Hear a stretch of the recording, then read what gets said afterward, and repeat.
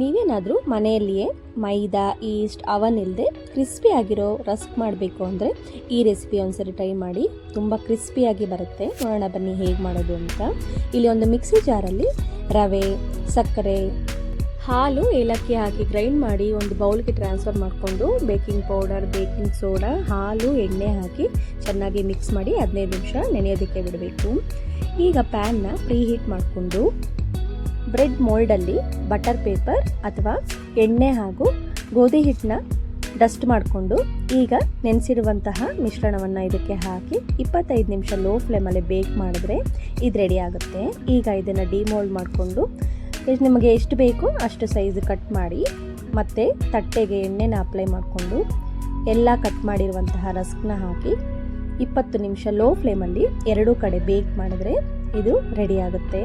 ಎಷ್ಟು ಕ್ರಿಸ್ಪಿಯಾಗಿರುತ್ತೋ ಅಷ್ಟೇ ಟೇಸ್ಟಿಯಾಗಿ ಬರುತ್ತೆ.